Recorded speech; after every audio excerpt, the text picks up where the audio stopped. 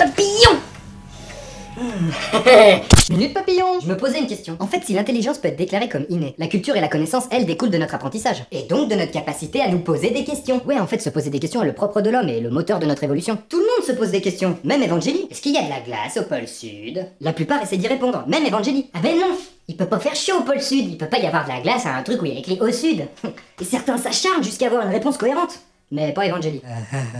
Des fois, c'est des questions cons, hein, où il suffit de demander à son téléphone. Quel temps fait-il? Bon, en fait, le mien, il fait pas ça. Mais il est étanche à la bière, par contre. Et ouais, faut choisir. Quelle heure est-il à Paris? Au troisième top, il sera exactement... Bah, la même heure qu'ici, connard. Ouais, en fait, ça sert à rien. Goubière, mon préféré, t'en veux? Il y a des questions cultes aussi, qui n'auront jamais besoin de réponse. Les castors lapons sont-ils hermaphrodites? C'est un petit peu la question que je me pose depuis que je me suis fait écraser la queue. Et le ragondin, est-ce que c'est un castor amputé de la queue? Parce que dans ce cas-là, je comprends que c'est mieux d'appeler ça ragondin. Parce que castor castré, c'est dur à dire. Castor castré, castor castré, castor castré, castor castré, castor castré... Enfin voilà quoi. Et l'ornithorynque, est-ce que c'est la conséquence d'un viol de canard par un castor? Petit canard. Quoi. Ah, le castor accusé de viol de canard, est-ce qu'il est zoophile? Donc les ragondins, c'est les castors coupables de zoophilie et punis par castration? Ouais, en fait, c'est ce qu'il faudrait qu'on fasse dans notre société pour qu'à défaut d'avoir des ornithorynques, on évite qu'ils aient des petits frères. L'ornithorynque est bien connu pour être le seul mammifère qui pond des œufs, comme un canard ou comme une poule. Ce qui m'amène à cette célèbre question sans réponse. Qu'est-ce qui est apparu en premier, l'œuf ou la poule? L'œuf a été pondu par une poule, elle-même sortie d'un œuf sorti du cul d'une poule. Paradoxe? Bah en fait non, c'est évidemment l'œuf la bonne réponse. Bah ouais, la poule est obligatoirement sortie d'un œuf, alors que l'œuf lui peut avoir été pondu par une espèce antérieure à la poule. Par exemple un oeso-dinosaure. Ouais, l'autre il m'a dit ta mère elle est tellement vieille, c'est un dinosaure. Je vais pour les dans les plumes, hein. Ouais, mais t'as eu raison aussi, cherche les prises de bec, hein. Facile, mais à condition d'être pour la théorie de l'évolution. Un créationniste penchera plutôt pour la poule. Et oui, Dieu a créé la poule, pas l'œuf. Et d'un point de vue philosophique, on peut aussi penser ça. Car l'œuf n'existe que pour devenir une poule, sinon il a pas de raison d'être. Mais bon, l'important c'est d'avoir sa réponse pour passer à autre chose. Tu vois, je t'avais dit c'était nous les premiers. Ah, un œuf qui parle. Hors sujet. Prof de philo.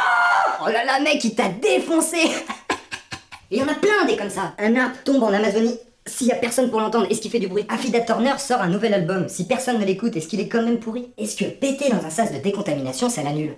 Avant-hier, en me levant, véridique, je me suis posé une question. Véridique, est-ce qu'on pourra un jour voir dans le passé? Voir les dinosaures, par exemple. Non, mais un truc plausible, hein, pas avec les boules de cristal. Et la réflexion se baladait dans ma boîte à cerveau, jusqu'à ce que je trouve. Et en fait, on peut déjà. Même si la lumière va super vite, elle met quand même du temps à arriver à notre rétine. En gros, quand on regarde le soleil, oh là là, je vois plus rien. On voit ce à quoi ressemblait le soleil 8 minutes auparavant. Le temps que la lumière arrive. Un Jamy. Un peu comme quand sur le palier de la porte, on entend sa femme dire j'arrive et qu'elle se pointe 8 minutes après. Bon, je voulais le placer, hein, mais c'est vrai que ça a rien à voir. Hein. Merde, c'est un hors-sujet. Personne.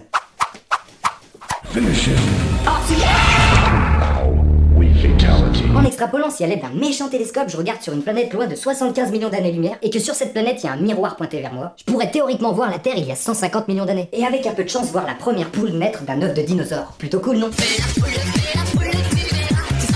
Pourquoi mon costume de poule est aussi pourri? Ouais, bon, elle casse pas trois pattes à un canard, mais je lui casserais bien les pattes derrière, moi. Ah, et est-ce qu'on peut violer une poule sans casser des œufs?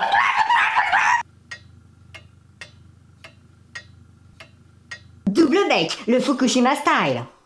En fait, chaque question a une réponse. Parfois unique et indubitable, mais aussi parfois multiple et hypothétique. Il est toujours bon quand même de se faire sa propre réponse, d'avoir un avis sur tout. Mais il faut aussi ne jamais se fermer aux autres réponses plausibles. Et accepter de changer d'avis, ou tout du moins accepter les avis d'autrui.